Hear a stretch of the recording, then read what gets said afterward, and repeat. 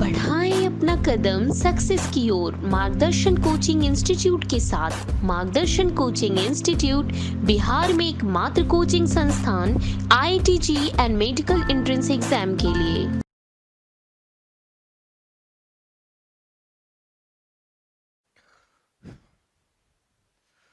Good morning students. पिछले वाले class में हम लोग काम कर रहे थे न्यूमेरिकल वाले पार्ट पर, एडिशन ऑफ वेक्टर्स पर। ठीक, मैंने पहले भी पिछले वाले क्लास में बोला भी था कि दैट इज आपको अगर जो डेटा बेस्ड क्वेश्चन दिया जाए, ठीक, तो आपको कोई परेशानी नहीं हो रही थी, है ना। तो हम लोग को काम दिक्कत कहाँ आ रही थी समझने में, है ना। तो दिक्कत आती है लैंग्वेज बेस्ड वाले पार्ट में। ठीक, तो एक दो क्वेश्चन आज वाले क्लास में भी फिर से वापस लैंग्वेज बेस्ड कर लें, ठीक है, ताकि आपको फिर से वापस वो सारी चीजें रिवेल करना या वो सारी बातें पकड़ना आपके लिए आसान हो जाए। ठीक है, लिखेंगे question, the resultant of vector A and vector B makes an angle alpha with vector A and beta with vector B, then, ठीक है, आपसे पूछा जाए, ऑप्शन दे रहा हूं इस बार, option A alpha less than beta if A equal to B. दूसरा option alpha less than beta if A less than B. C option alpha less than beta if A greater than B. D option alpha greater than beta if A greater than B. ठीक है, थोड़ा सोचे इसे। Meaning कि मैंने पहले भी कहा, एक नॉर्मल सी बात, ठीक है, मैंने पहले कहा कि आपको ए और बी दो वेक्टर है, ठीक है, तो रिजल्टेंट कभी भी लाई करेगा तो दो वेक्टर के बीच में कहीं ना कहीं लाई करेगा। सही है ना, ठीक है, रिजल्टेंट कभी भी कहीं भी लाई करेगा तो दो वेक्टर के बीच में लाई करेगा। तो सोचो, मानते हैं ये वेक्टर ए रहा होगा, समझते हैं ना, ठीक, वैसे ही ये वाला पोर्शन मानते हैं वेक्टर बी रहा होगा, ठीक, तो रिजल्टेंट कहीं ना कहीं बीच में ये होगा, है ना। तो ये वाला एंगल अपने तरफ से बोला क्या, अल्फा विथ ए, यानी ये अल्फा बना रहा है, और बीटा विथ बी, यानी इस वाले पार्ट से क्या बना रहा है, बीटा। क्लियर। अब आपको रिलेशन बोला कि आप रिलेशन को कितना अच्छे से समझ सकते हो, ठीक है, तो चेक करो। चाहो तो इसे मैथमेटिकली बना सकते हो, लेकिन अगर जो बुद्धि है, लॉजिक है, तो सोचो। एक नॉर्मल सी बात कि मुझे समझ ले एक रिजल्टेंट, मुझे समझ लेना रिजल्टेंट, ठीक है। अब कैसे बता रहा हूं वो समझो। फॉर एग्जाम्पल फोर्स भी वेक्टर ही है, अरे फोर्स भी वेक्टर ही है, तो हम लोग एग्जाम्पल से समझते हैं ना, ठीक, कि फोर्स वेक्टर है तो वेक्टर की तरह सोचे। फॉर एग्जाम्पल इस वाले हाथ से, दाहिने वाले हाथ में, ठीक है, मैं लगाऊं 5 न्यूटन, इस पर लगाऊं 5 न्यूटन, ठीक है, यहां देखो ए और बी दोनों बराबर दिया है ना, ए और बी बराबर दिया, और मेरा बॉडी को रिजल्टेंट समझना, ठीक है। तो सोचो 5 न्यूटन इधर और 5 न्यूटन इधर, ए और बी बराबर था, तो 5 और 5, ठीक। तो जितना फोर्स से इधर खींचे हुए उतना ही फोर्स से इधर भी खींचोगे, तो ये जो वर्टिकल पोर्शन है, ये जो बॉडी है, ठीक, क्या ये यहीं रहेगा? सोच लो, इधर 5 इधर 5, ठीक है, तो ये बीच में वही रहना है, गलत तो नहीं कह रहे, सही है ना? अच्छा, तो चेक करो, ग्राउंड से मान लो ये जैसे हम लोग खड़े कभी भी रहेंगे तो कहां खड़े रहेंगे? ग्राउंड पे। तो ग्राउंड से ये बॉडी, ऐसे बॉडी कितना एंगल बना रहा होगा? कितना एंगल? सोच के देखो। ऐसे मान लो हम खड़े रहेंगे इधर, फील करना आराम से ये लाइन, तो चेक कर ये कितना एंगल बना रहा होगा इधर और इधर। तो ये भी 90 डिग्री और ये भी 90 डिग्री। क्लियर? ये बीच में जो खड़े थे वही रिजल्टेंट था, आर वेक्टर। समझ में आ रहा? इधर जो पकड़े खींचे वो क्या खींचे? मान लो ए, और इधर जो खींचे वो क्या खींचे? बी। दोनों तरफ मैंने क्या बोला? 5 5, ठीक। तो तुम तो बीच में ही खड़े रह जाओगे ना, सही है। तो चेक करो, ए से एंगल क्या बना रहा था? अल्फा। बी से एंगल क्या बना रहा था? बीटा। तो alpha equal to 90, beta equal to 90, ऐसा ही ना होता? ठीक। तो चेक करो, अगर जो ए और बी बराबर होगा तो अल्फा और बीटा को भी क्या होना होगा? बराबर होना होगा, सही है। अब सोचो, ए छोटा दिया बी से, यानी बी बड़ा है ए से। चलो, ए किधर माने थे? दाहिनी साइड। बी किधर माने थे? इस तरफ। तो ए चेक करो, ए को करे 5 न्यूटन और बी को करे 10 न्यूटन। सोचो, ए को 5 बी को 10, तो किधर झुकोगे? ऐसे झुकोगे ना? फील करो ना, इधर 5 इधर 10, तो इधर ज्यादा फोर्स है, ठीक। तो तुम्हारा बॉडी किस तरफ झुकेगा? इस तरफ झुकेगा, ठीक। तो रिजल्टेंट कुछ ऐसा हो जाएगा, ऐसा तिरछा।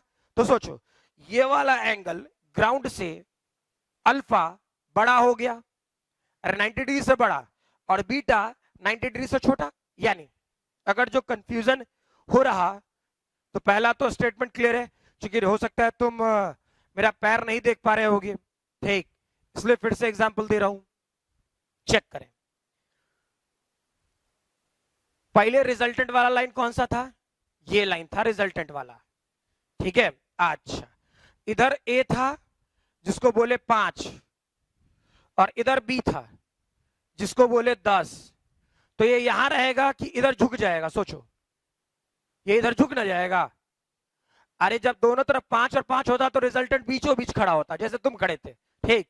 लेकिन इधर 5 और इधर 10, तो इधर आ जाएगा ये आर डैश, ये आर, सही है। तो चेक करो, ये वाला एंगल अल्फा था और ये वाला एंगल बीटा था। कुछ समझ में आया? ठीक, यानी अल्फा बड़ा होगा बीटा से। फील करो, अल्फा बड़ा होगा बीटा से। क्या दिया है ना? अल्फा छोटा दे दिया यार, अल्फा छोटा दे दिया, यानी ये वाला भी ऑप्शन पहले वाला गलत हो गया, ये वाला भी ऑप्शन गलत हो गया, सही है ना?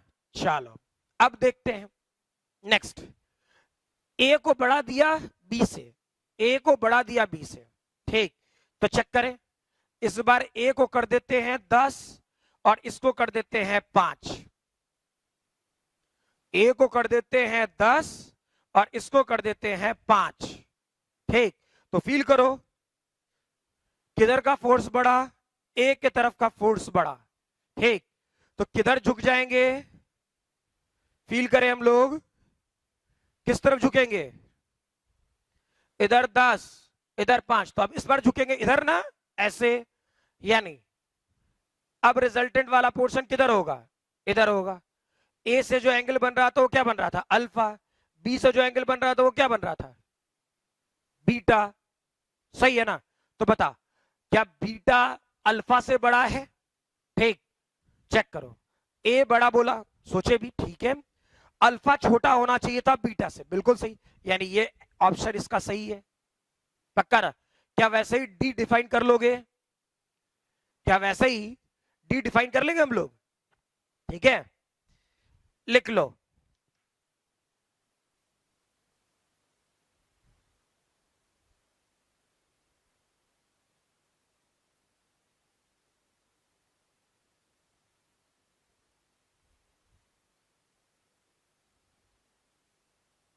हो गया? चलो,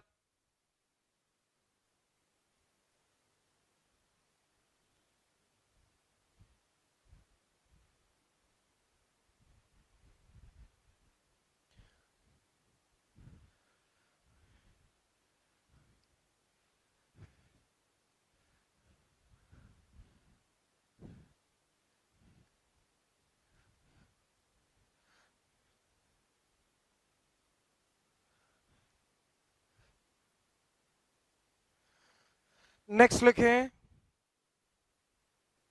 next question,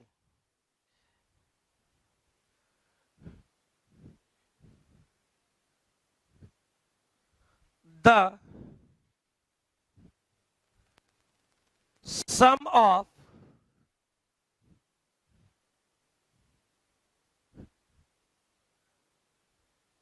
magnitude of two forces is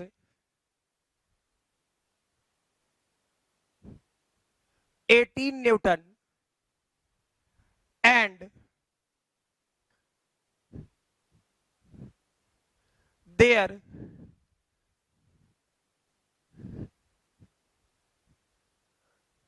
resultant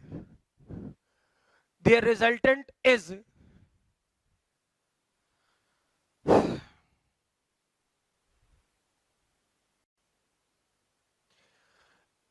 and their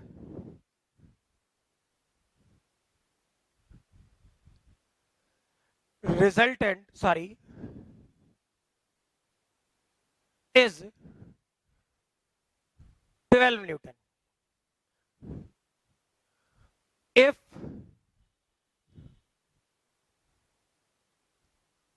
resultant makes an angle of 90 degree with the smaller magnitude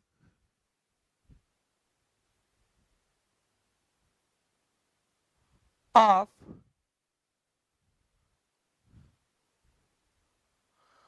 one of the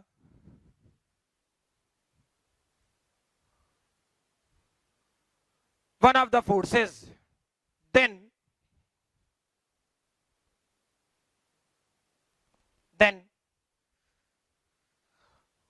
what is the magnitude? चलो लिखे दे रहा हूं। then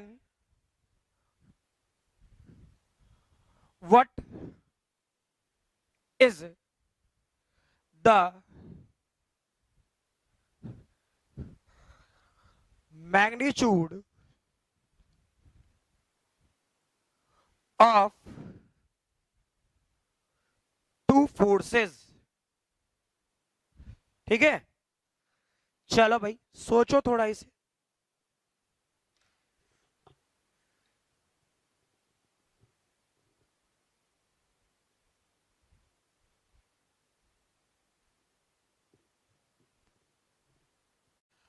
सोच लिए?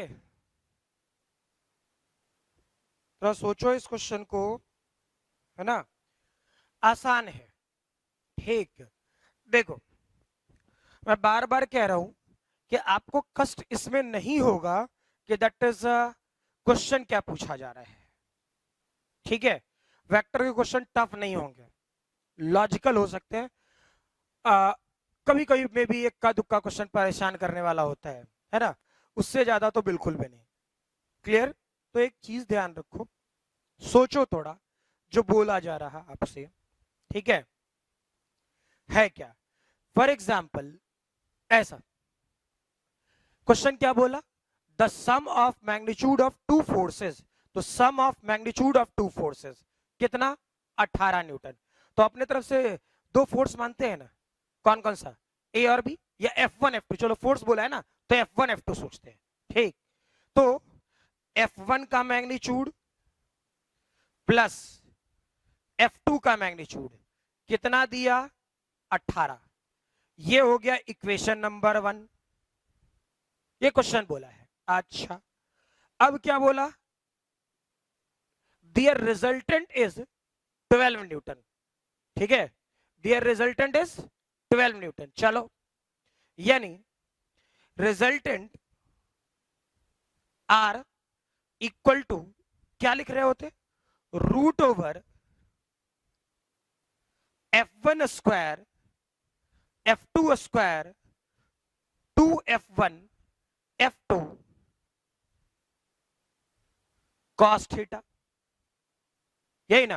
अच्छा फर्दर चेक करो, ये कितना हो गया 12, रिजल्टेंट 12 दिया ना, तो 12 का स्क्वायर दैट इज 144, और ये डेटा होता F1 plus F2 plus 2F1 F2 और कॉस थीटा।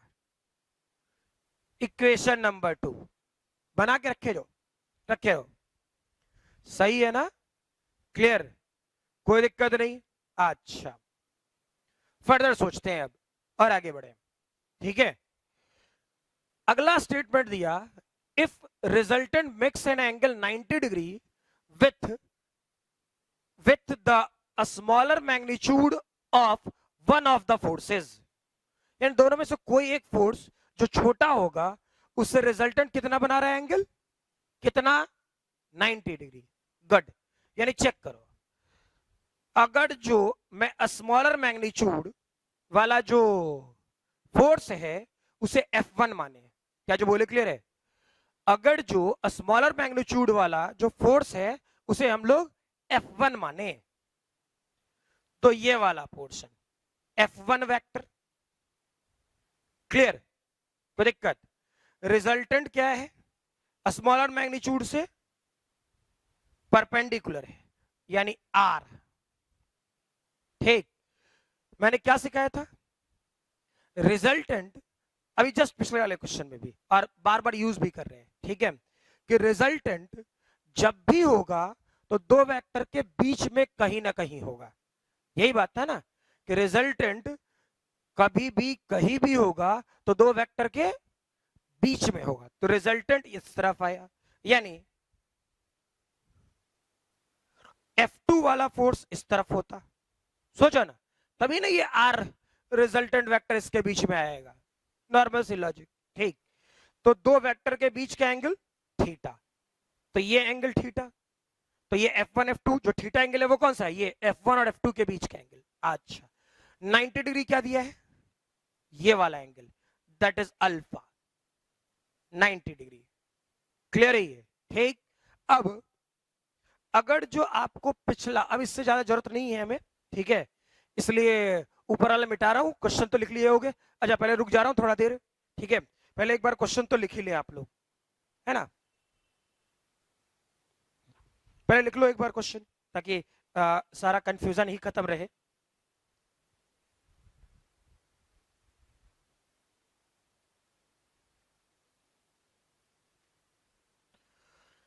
हो गया, चलो अब ऊपर वाला मिटा सकता हूं, मीनिंग इसलिए मैंने रुका कि हो सकता है अभी आज तक आपने उतारा ना हो, तो ठीक है, चेक करें। अब इस क्वेश्चन को देने का एक मैथमेटिकल लॉजिक था, कारण था, इसलिए ये क्वेश्चन दिया गया।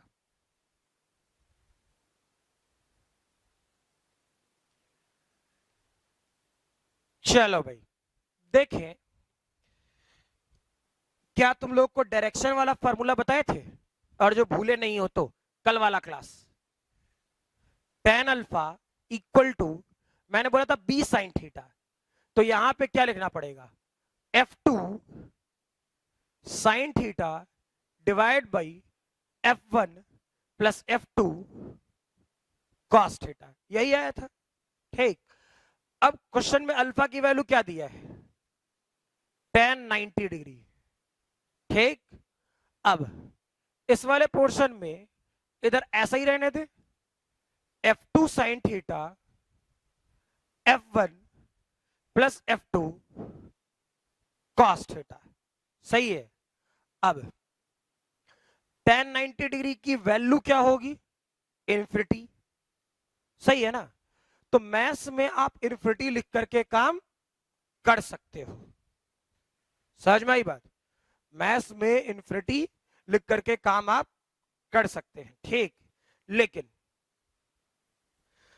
सीधा सीधा बात ये कि दैट इज फिजिक्स वाले पार्ट में जब भी आपको ऐसा दिखे तो क्या करना है, जहां भी tan 90 दिखे आप 1 डिवाइड बाई 0 लिखोगे। क्या जो बोले क्लियर है?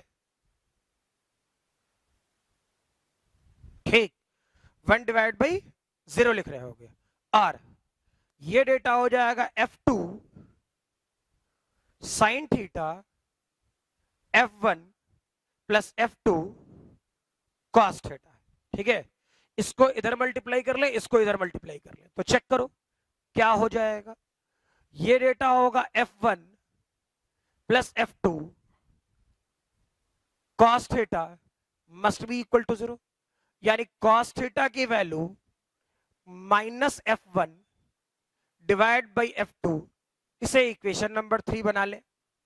ठीक है, कोई दिक्कत है क्या? अब चेक करें, फ्रॉम इक्वेशन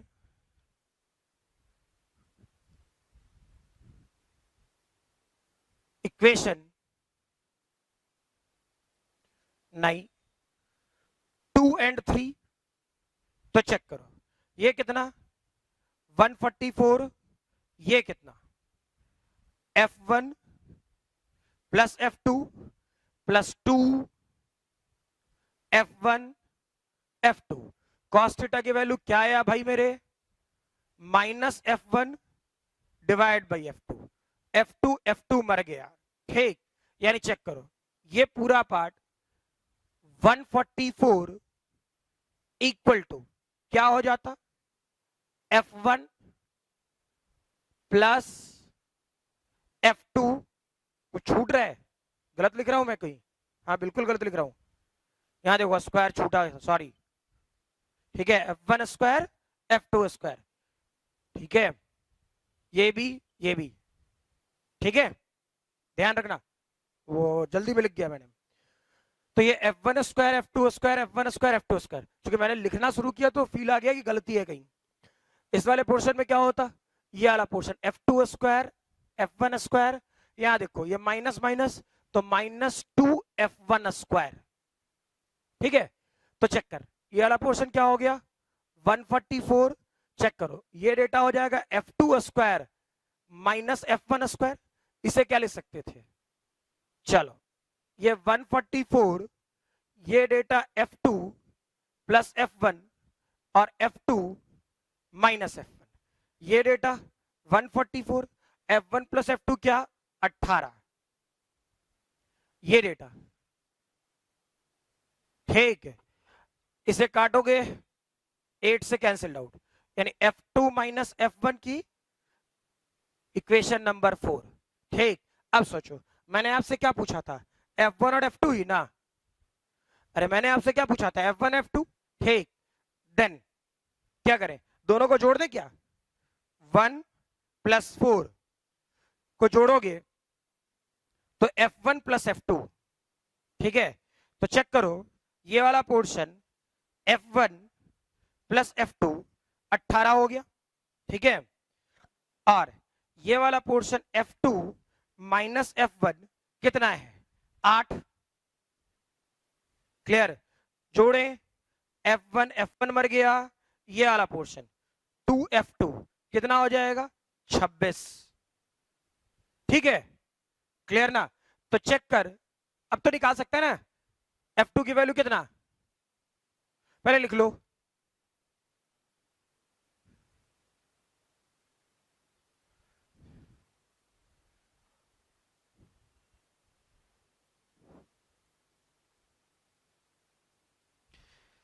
चलो भाई, लिख लिया होगा। तो इस वाले पोर्शन में F2 की वैल्यू कितना हो जाता है, 2F2 है ही, यानी F2 की वैल्यू यहीं पे कर दें क्या सीधा, F2 की वैल्यू 13 है और F1 की वैल्यू 5। तो सोचो, जो क्वेश्चन बोला था वो भी आ गया। F1 का मैग्नीट्यूड क्या था, छोटा, जिस पर रिजल्टेंट परपेंडिकुलर। सही है ना, ठीक है, कोई दिक्कत नहीं, इत्मीनान से इसे लिख ले, ठीक है। थोड़ा लंबा है, लेकिन फिर कह रहा हूं, मैंने ये वाला क्वेश्चन किस कारण से दिया, इसके कारण कि जनरली tan 90 डिग्री सबको, मैं भी लिखता हूं मैथ्स में यार, मैथ्स में जरूरत पड़ता है तो इन्फिनिटी लिखते हैं, है ना, ठीक। तो यहां पर इन्फिनिटी लिखने की कोई जरूरत नहीं है। फिजिक्स में कभी भी कहीं भी ऐसा कोई भी सेक्शन मिले हम लोग को, है ना, तो हम लोग इन्फिनिटी लिखने के बजाय 1/0 लिखें। क्लियर है ये, ठीक है। चलो लिख लो इसे,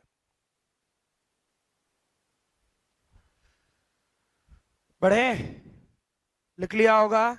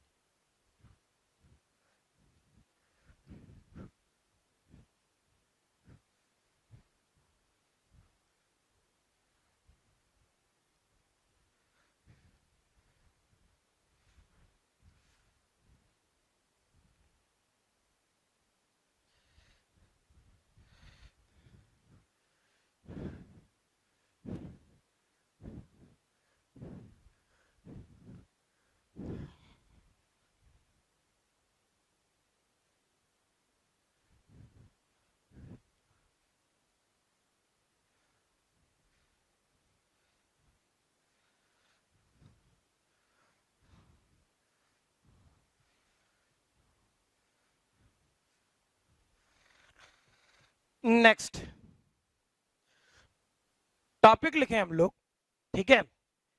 और यहां से देखो, एडिशन ऑफ वेक्टर्स कभी भी कहीं पर भी आएगा, ठीक, ये कोई बहुत बड़ा सेक्शन नहीं है। लेकिन इसके आगे जो भी पढ़े, शायद पूरे मैकेनिक्स में ऐसे ही आपको सोचना है, ठीक है, पूरे मैकेनिक्स में, यानी मैकेनिक्स क्या, मैं तो कहूंगा बहुत हद तक 12th वाले चैप्टर्स में भी, ठीक। तो इस वाले पोर्शन को थोड़ा अच्छे से समझेंगे, क्या है, नहीं है, क्यों है, ठीक है। नेक्स्ट टॉपिक लिखें, रिजोल्यूशन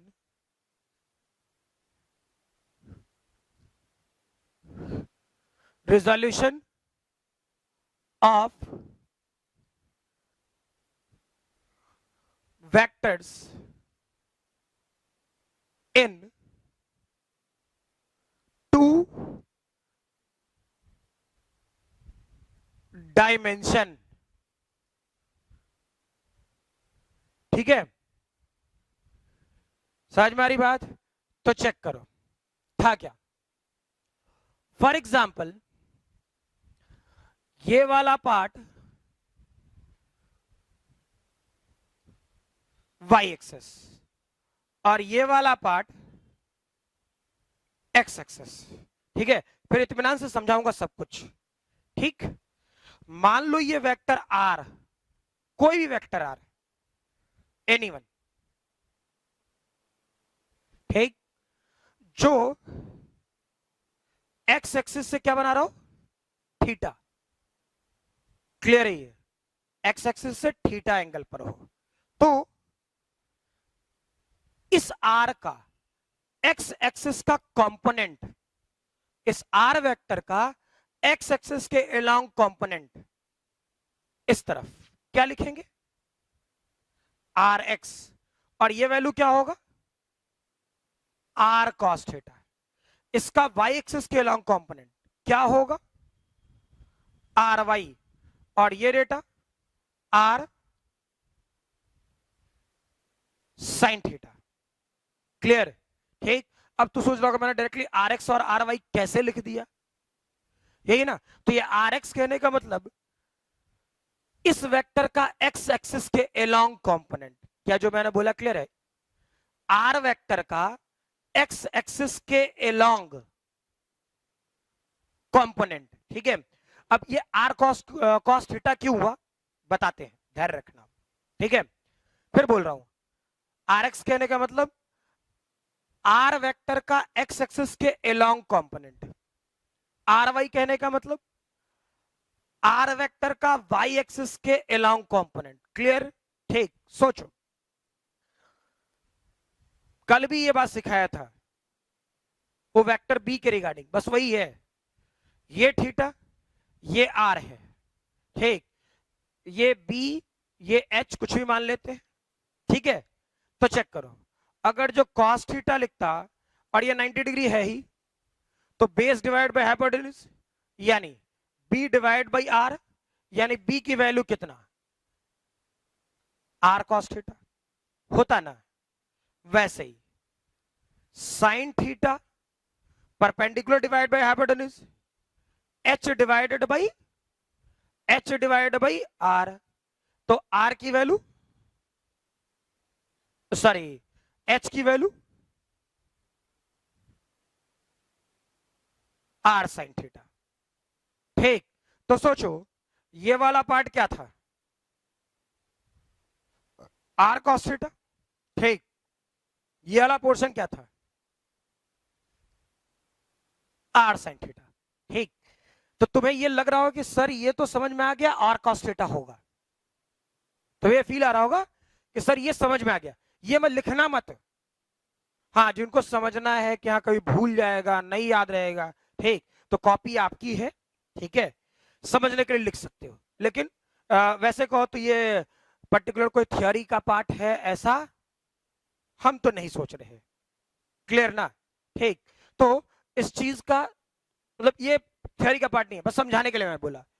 तो तू ये बोलेगा कि सर ये तो समझ में आ गया कि अच्छा एक्स एक्सिस चलो ये वाला लाइन दिख रहा है, सर इधर भी ये आर कॉस थीटा ही होता। लेकिन सर आर साइन थीटा तो ये वाला ना था, आर साइन थीटा तो ये वाला ना था सर। ठीक, तो आप तो यहां लिख दिए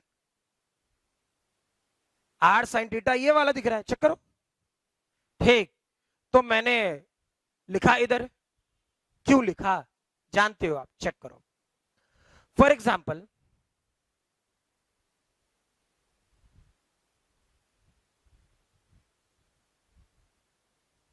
ये जिसे मैं आर वाई बोल रहा हूं, ठीक है, और ये आर साइन थीटा होता है, वाई एक्सिस के लॉन्ग तो आर वाई। ठीक, अब चेक करो मैंने क्या सिखाया था, और जो भूला नहीं है तो वेक्टर को पैरेलली ट्रांसफॉर्म कराने पे कोई चेंज नहीं होता। बोले तो ये बात, वेक्टर को पैरेलली ट्रांसफॉर्म कराने पर किसी ढंग का कोई चेंज नहीं होता, यही बोले थे। ठीक, तो फील करें, इसलिए मैंने थोड़ा भी क्या कहते हैं आज वाले क्लास में, मतलब इस लेक्चर में, ठीक है, मैं पिछले वाले लेक्चर के अपेक्षा थोड़ा धीरे धीरे बोल रहा हूं। सही है ना? ठीक है, रीजन उसका बेसिक कारण है, ये आपको आना चाहिए, ये पूरे फिजिक्स में डिस्ट्रीब्यूटेड है। इसलिए मैं बड़े इत्मीनान से तुझे समझाने के मूड में हूं कि पहले ये अच्छे समझ में आ जाए, फिर तो जितना क्वेश्चन है करते रहेंगे ना, क्या टेंशन है। ठीक है, क्वेश्चन की थोड़े कोई कमी है, करा भी रहे अच्छे से। ठीक है, तो चेक करो कि ये वाला पोर्शन ऐसा था, तो वेक्टर को पैरेलली ट्रांसफॉर्म कराने पे कोई चेंज नहीं होता। तो सोचो क्या ये वाला वेक्टर और ये वाला वेक्टर, ये ब्लैक वाला पेन ऐसे और ये ब्लू वाला पेन, क्या आपस में पैरेलल है? सोच लो, है ना, आपस में पैरेलल है।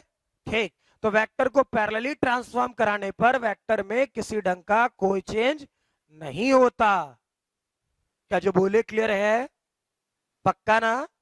ठीक है, तो समझ में आई बात कि मैंने ये वाला पोर्शन को ऐसे क्यों लिख दिया। ठीक, अच्छा ये वाला पार्ट तो मैंने बोला नहीं था लिखने को, तुम चाहो तो लिख सकते हो। ठीक है, मैं मना नहीं कर रहा, आप चाहें तो लिख सकते हैं। अब सोचो जो लिख रहा हूं, यहां ये आर वेक्टर चेक कर दो, आर एक्स वेक्टर के हेड पर है इसी का कंपोनेंट, लेकिन सिर्फ लिखने का तरीका और समझाने का तरीका तुझे समझाना चाह रहा है, ठीक है, कि आप इसे लिखोगे कैसे, समझोगे कैसे, ये सारी चीजें आपको तो पकड़ में आनी चाहिए ना भाई, हाँ या ना, मतलब ऐसे ही, ऐसे तो फिर हवा में उड़ते रहेंगे, कुछ पते ना चले, क्लियर ना। चेक करो, आर एक्स वेक्टर के हेड पर आर वाई वेक्टर का टेल है, आर एक्स वेक्टर के हेड पर आर वाई वेक्टर का टेल है, तो आर एक्स वेक्टर के टेल से आर वाई वेक्टर के हेड की ओर जो डायरेक्टेड होगा रिजल्टेंट वेक्टर होगा। यही नहीं चल रहा था, कितना बार ये बात लैंग्वेज बोल चुके हैं कि पहले वेक्टर के हेड पे दूसरे वेक्टर का टेल हो, तो पहले वेक्टर के टेल से दूसरे वेक्टर के हेड की ओर जो डायरेक्टेड होगा रिजल्टेंट वेक्टर होगा। बोले थे ये बात, सही है ना। तो आर एक्स वेक्टर के हेड पे आर वाई वेक्टर का टेल है, ठीक, तो आर एक्स वेक्टर के टेल से आर वाई वेक्टर के हेड की ओर जो डायरेक्टेड होगा रिजल्टेंट वेक्टर होगा। यानी क्या हम लोग इस वाले पोर्शन में ऐसा करें, चेक कर, वेक्टर आर जो रिजल्टेंट वेक्टर होता R X plus R Y, कोई दिक्कत है क्या, क्लियर ना।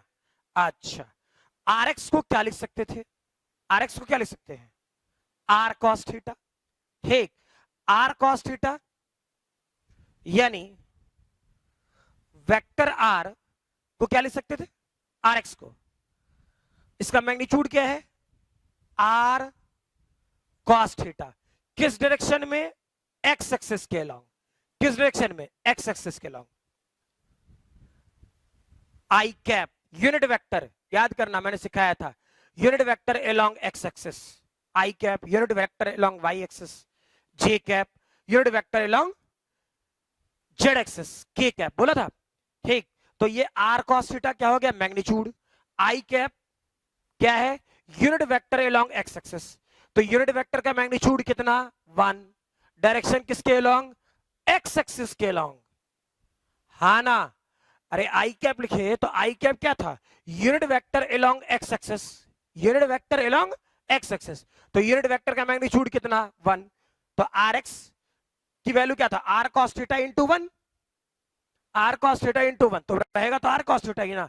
लेकिन आई कैप जैसे ही लिखे तो हमारे दिमाग में क्या चलेगा, सोचेंगे ना, कि जैसे ही यहां पर हम लोग आई कैप लिखे तो हमारे दिमाग में क्या चलेगा, सोच लो, फील करो, जैसे ही आई कैप लिखे तो हमारे दिमाग में चलेगा unit vector along X axis, feel आया, ठीक है। वैसे ही आर वाई को क्या लिख सकते थे, फील करो, plus R sine theta J cap, clear, कोई दिक्कत है क्या, फील आया। अच्छा, अब सोचो, ये लिखने का तरीका हो गया, अगर जो हमको कोई कह देता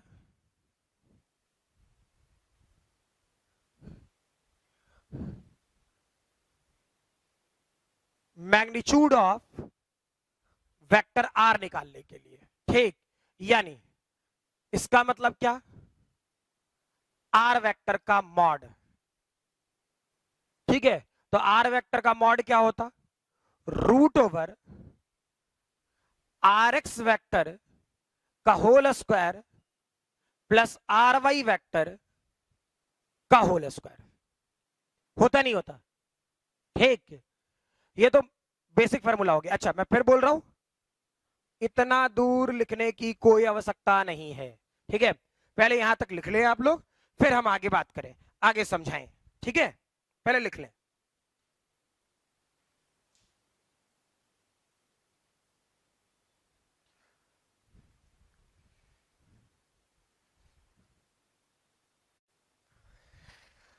हाँ, तो अभी भी मैं कह रहा था कि इस वाले पोर्शन को आप लिख लेना, ठीक है, और फिर वापस कह रहा हूं इसकी जरूरत नहीं है। अब सोचो मैं इसका कि ये यही वैल्यू कैसे होगा, देखो कोई दिक्कत नहीं है, अरे भाई ये 90 डिग्री तो है ही ना था, तो पाइथागोरस थ्योरम ही तो लिख रहे हैं, चेक करो ना, R X square R Y square must be equal to R square. सोचो ना, R X square plus R Y square must be equal to R square. नहीं, वैसे अब चेक भी कर लेते हैं, इस वाले पार्ट की आवश्यकता नहीं थी। ठीक है, चेक करें।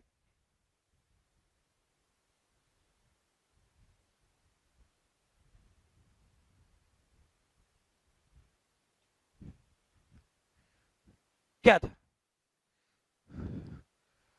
अगर जो ये इसका फॉर्मूला हो गया, आपको क्वेश्चन इसी बेसिक फॉर्मूले पर सॉल्व करना है।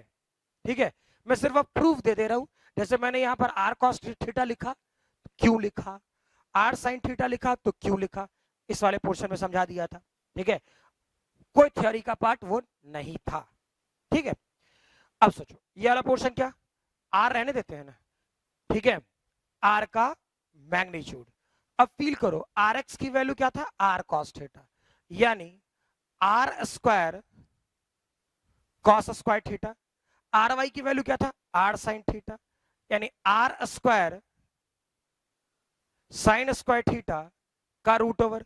अब तुम खुद फील कर ले यार, क्या ये वाला पोर्शन आर स्क्वायर कॉमन लेंगे तो क्या ये वाला portion cos square theta plus sine square theta, अब cos square theta plus sine square theta 1 होगा कि नहीं होगा, सोचो। Cos square theta plus sine square theta 1, 1 into R square, R square, R square का रूट ओवर आर, तो आया तो मैग्नीट्यूड आर के ही बराबर ना। क्लियर है ये, समझ में आ रही बात। तो ये सिर्फ फिर से वही दिखाने के लिए, ये कोई जरूरत नहीं है, मैं सिर्फ जो लिख रहा हूं वो आपके लिए कि फीजिबल हो, समझ में आ जाए क्यों लिख रहा हूं, उसका रीजन आपको मैं देता जा रहा। समझ में आई बात ना। चलो, अब वैसे ही डायरेक्शन के लिए अगर जो काम करना होता, अगर जो डायरेक्शन के लिए काम करना होता, ठीक, तो सीधा लिखो क्या, टेन थीटा। टेन थीटा क्या हो जाएगा, आर वाई वेक्टर का magnitude divide by R X vector का मैग्नीट्यूड। ठीक, और आई थिंक सो इसको प्रूफ मत करवाना यार, चेक करो। आर वाई क्या है, आर साइन थीटा पुट कर, ये क्या है R cos theta, R cos theta लिख दे, आर आर मर गया, sine theta by cos theta, tan theta तो होगा यार, सही है ना। ठीक है, तो इसे लिख लें पहले,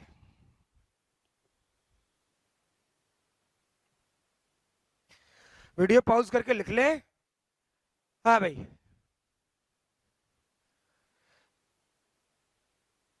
हो गया।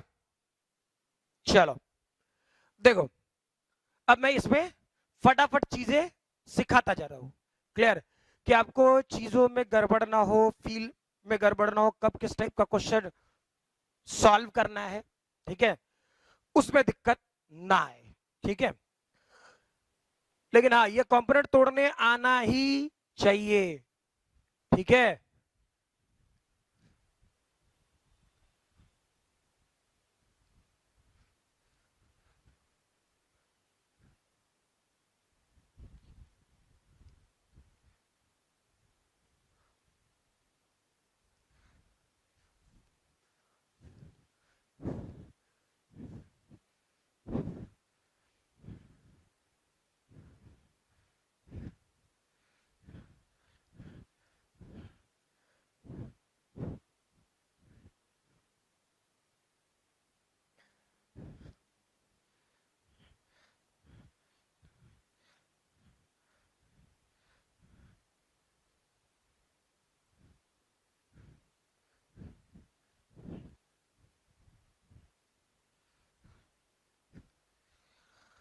हाँ भाई, चेक करो इस वाले पार्ट में।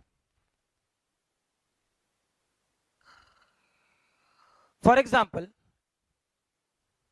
ये वाला पोर्शन वाई एक्सेस, क्लियर, ये वाला portion X axis, for example ये आर वेक्टर, तो ये एंगल थीटा। अभी जस्ट बताए इधर का कंपोनेंट क्या होगा, आर कॉस थीटा, तो इधर का कंपोनेंट क्या होगा, आर साइन थीटा, यानी vector R must be equal to क्या लिख सकते थे, R cos theta I cap plus R sine theta J cap. ठीक है, वैसे ही सोचो, ये वाला पोर्शन वाई एक्सेस, ये वाला पोर्शन एक्स एक्सेस। मान लीजिए ये वेक्टर आर था, ठीक है। अब इस बार ये वाली एंगल थीटा, तो जिस साइड से यानी जिस एक्सिस से थीटा इंक्लाइंड हो कॉस थीटा उसी तरफ लगाएंगे। यानी ये आर, इस बार थीटा इधर था तो इधर आर कॉस थीटा, इस बार थीटा इधर है तो इस तरफ का कंपोनेंट क्या हो जाएगा, आर कॉस थीटा, और इस तरफ का component R sine theta. Clear? यानी इस वाले पोर्शन में वेक्टर आर क्या लिख सकते हैं, क्या लिख सकते हैं, R sine theta I cap plus R cos theta J cap. ठीक है, सिमिलरली सोचे ऐसा, ये वाला पोर्शन वाई एक्सेस, ये वाला पोर्शन एक्स एक्सेस, ये वाला पार्ट वेक्टर आर। क्लियर? इस बार मेरी इच्छा थीटा ही से माने।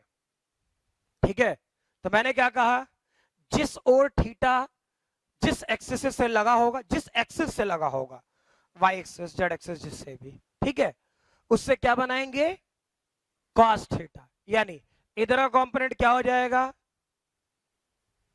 आर कॉस थीटा, और इधर का कंपोनेंट क्या हो जाएगा, आर साइन थीटा। क्लियर? यानी इस जगह वेक्टर आर क्या लिख सकते थे, चेक करो, X axis negative X axis के लॉन्ग है, क्या लिखोगे, minus R sine theta I cap, और पॉजिटिव वाई एक्सिस के लॉन्ग यानी R cos theta J cap. ठीक है, सिमिलरली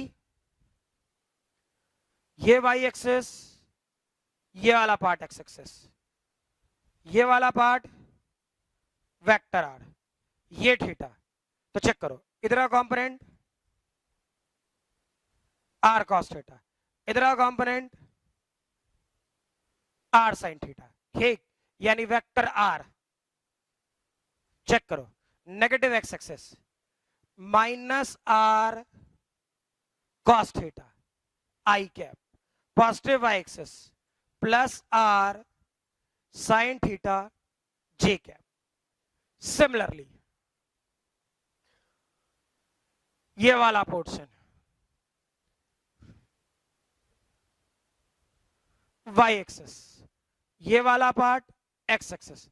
मान लीजिए वेक्टर आर इधर होता तो ये वाला पार्ट थीटा, इसका इधर का कंपोनेंट जिस तरफ एक्सिस से इंक्लाइंड होगा वो थीटा, यानी ये आर कॉस थीटा, और इस तरफ आर साइन थीटा। क्लियर है ये?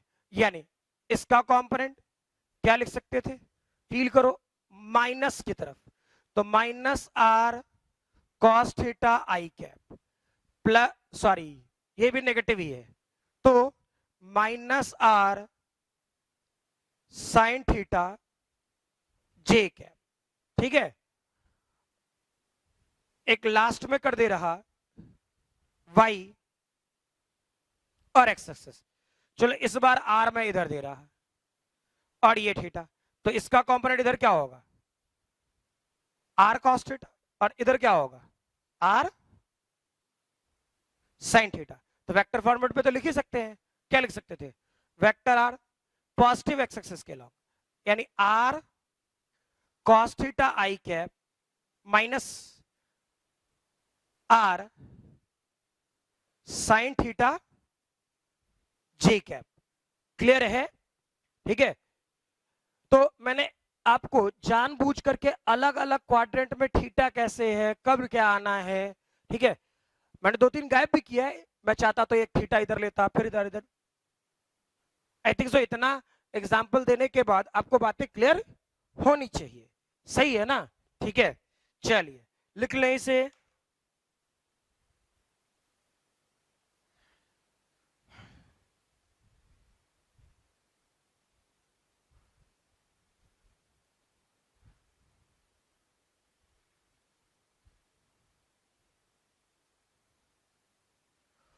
हो गया।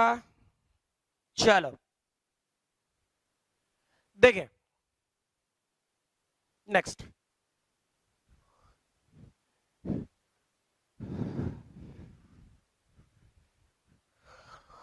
फॉर एग्जाम्पल, क्या गारंटी है कि हर बार एक ही वेक्टर देगा? कोई गारंटी तो नहीं ना है। क्या जो बोले समझ में आ रहा? कोई गारंटी है क्या कि एक ही वेक्टर देगा? बिल्कुल नहीं। सही है ना? तो जब गारंटी नहीं है कि एक ही वेक्टर देगा, है ना, तो हम लोग तो फंस जाएंगे। एक से ज्यादा वेक्टर दिया तो कैसे काम करेंगे? तब मैग्नीट्यूड कैसे निकालेंगे? तब डायरेक्शन कैसे निकालेंगे? अरे एक वेक्टर है तो फटाफट लिख दिए, ठीक। एक से ज्यादा वेक्टर दिया तब क्या करेंगे? ये तो सोचना पड़ेगा ना। क्लियर है ये? तो चेक करते हैं, फील करते हैं हम लोग अच्छे से, गड़बड़ नहीं होना चाहिए। ठीक है, देखो ये वाला पोर्शन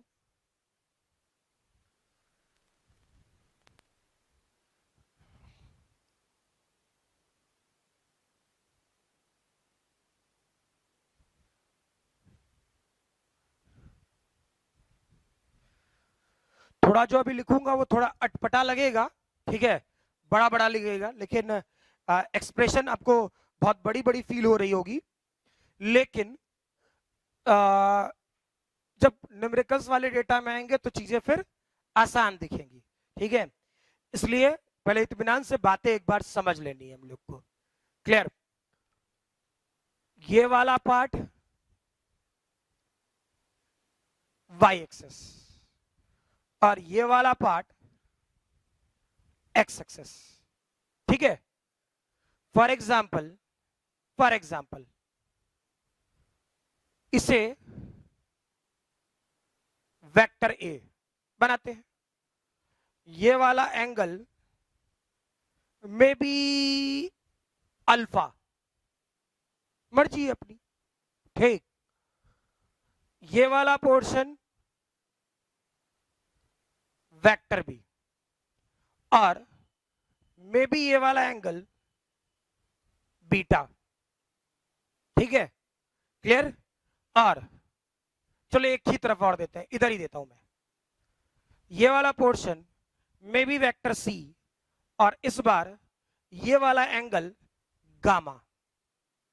ठीक, मान लो 3 वेक्टर दे, ऐसे ही अलग अलग भी दे सकता है, कहीं भी दे सकता है। मैंने जानबूझ के सिर्फ ऑरिजिन से बताया, जब न्यूमेरिकल कराना शुरू करूंगा, ठीक, तब ये सारी चीजें दिखेंगी भी, टेंशन मत लेना। ठीक है, मतलब आसान है, टफ नहीं है, इसलिए हड़बड़ाना हम लोग को नहीं है। सहज भाई बात ना? ठीक। और सीरियसली मैं अभी वाले क्लास में पिछले वाले क्लास की अपेक्षा इस वाले पार्ट में मैं थोड़ा स्लो चल रहा हूं।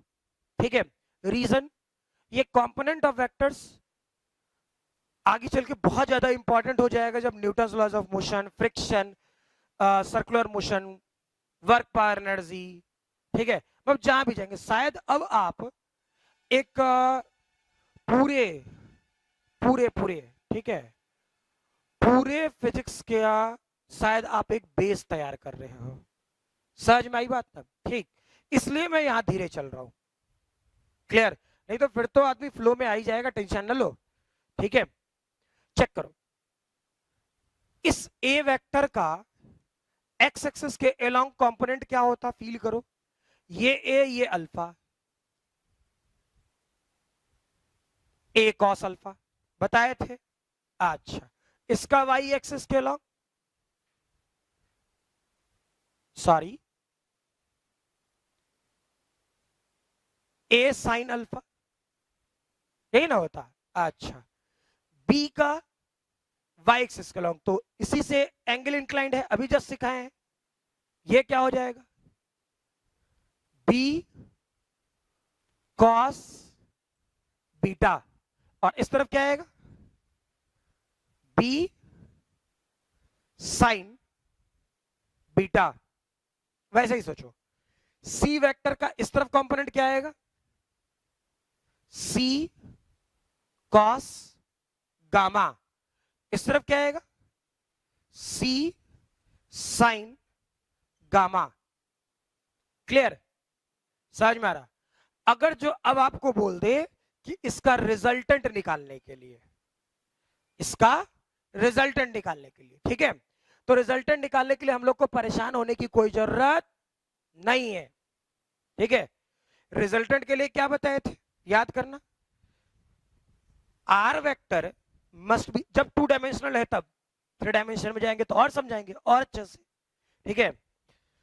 तो ये वाला portion R X vector plus R Y vector, ठीक है, ये होता। अब रिजल्टेंट का एक्स एक्सिस के अलोंग कौन कौन सा कंपोनेंट है, ठीक है, इधर चेक करो, एक्स एक्सिस के अलोंग ए कॉस अल्फा लिखो, ए कॉस अल्फा, इधर ये C cos gamma, C cos gamma, लेकिन नेगेटिव में है minus B sine theta, sorry beta, beta, ये पूरा पार्ट आई कैप हो जाएगा, यानी एक्स एक्सिस का जितना कंपोनेंट है सबको एक साथ जोड़ करके घटा करके चेक कर लेना, पॉजिटिव एक्स एक्सिस वाला पोर्शन पॉजिटिव में, ठीक है, और नेगेटिव एक्स एक्सिस वाला कंपोनेंट नेगेटिव में। क्लियर, समझ में आ रही बात? अच्छा, तो इस वाले पार्ट में वेरीफाई करें। अब वाई एक्सिस के अलोंग क्या लिखते हैं, वाई एक्सिस के अलोंग चेक करो, plus A sine alpha, A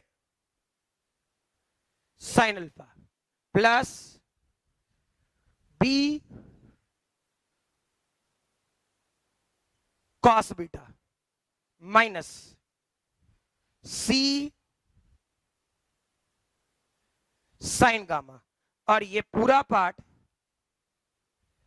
J cap, ठीक है, यानी एक्स एक्सिस वाला कंपोनेंट को एक साथ कर लेंगे, ठीक है, और वाई एक्सिस वाले कंपोनेंट को एक साथ कर लेंगे। समझ में आ रही बात? अच्छा, मान लीजिए आपसे मैग्नीट्यूड पूछता है, ठीक है, मान लीजिए हम लोगों से मैग्नीट्यूड पूछता है, मैं बोल रहा हूं कि अब फाइनली रिजल्टेंट वेक्टर, अब ये बस समझ लेना कि क्या कहते हैं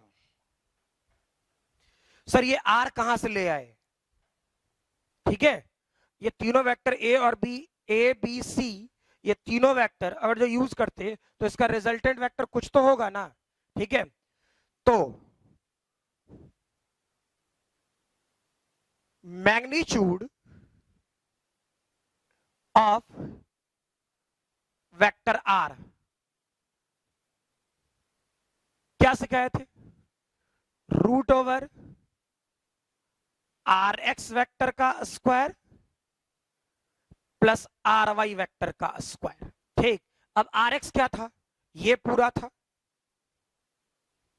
तो अभी देखने में बड़ा लग रहा है, न्यूमेरिकल में तो 2 3 4 5 ना होगा, ऐसे ना होगा, ठीक है, तो मुझे तो समझाना था, तो इसलिए ये थोड़ा अभी बड़ा लग रहा है, इसलिए मैंने आपको बोला भी था, हो सकता है अभी देखने में लगेगा अरे बाप रे बाप इतना बड़ा, नहीं, आसान होगा।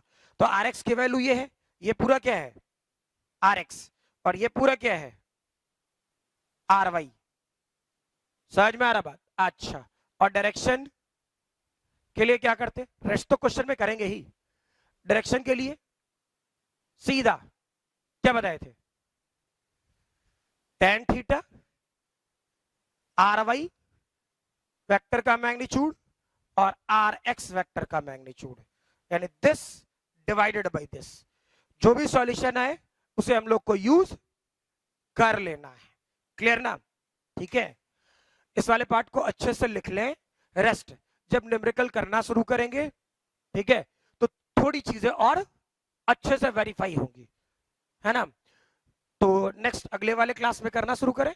हाँ, और अगले वाले क्लास में पहले एक सर्टेन थियोरी चलेगी, दैट इज 3 डायमेंशनल कंपोनेंट तोड़ने के लिए। अभी 2 डायमेंशन पे सीखिए, 3 डायमेंशन पे अगले वाले क्लास में। क्लियर ना? चलो।